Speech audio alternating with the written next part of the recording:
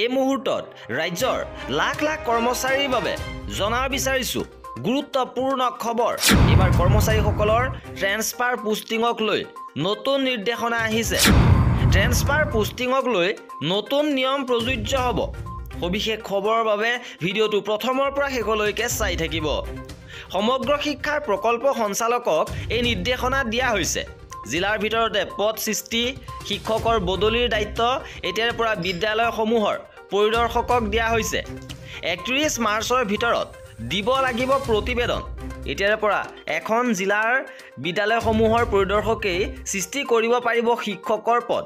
কেৱল পদ সৃষ্টি কৰাই নহয়, জিলাখনৰ ভিতৰতে বদলি কৰাৰ কৰ্তৃত্বও ৰাজ্যৰ শিক্ষা বিভাগে বিদ্যালয়সমূহৰ পৰিদৰ্শকক দিছে।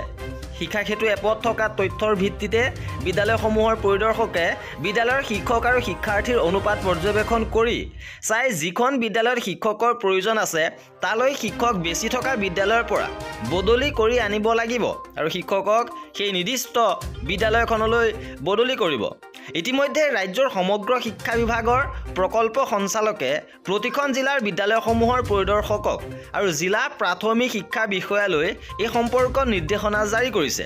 মিছন সঞ্চালকে প্ৰেৰণ কৰা নিৰ্দেশনাটোত প্ৰতিখন জিলাৰ বিদ্যালয়সমূহৰ পৰিদৰ্শকক কিমানখন বিদ্যালয়ত কিমানটা পদ সৃষ্টি কৰা হ'ল আৰু কিমান বদলি কৰা হ'ব তাৰ সবিশেষ তথ্য 31 মাৰ্চৰ ভিতৰত শিক্ষা বিভাগক জমা দিবলৈ নিৰ্দেশনা জনাইছে।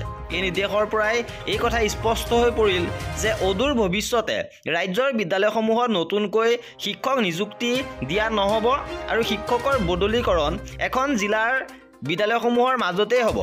আনহাতে প্ৰসূতিকালীন ছুটীত থকা শিক্ষকৰ পদতো ছুটীৰ সময়ছোৱাৰ বাবে নতুন শিক্ষক বদলি কৰি অনা হ'ব।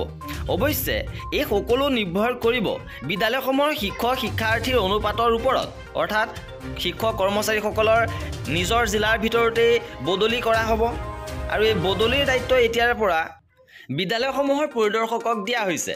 কৰ্মচাৰীসকলৰ প্ৰতিটো খবৰৰ বাবে আমাৰ চেনেলটো ছাবস্ক্ৰাইব কৰি ৰাখিব। শেষলৈকে চোৱাৰ বাবে বহুত বহুত ধন্যবাদ।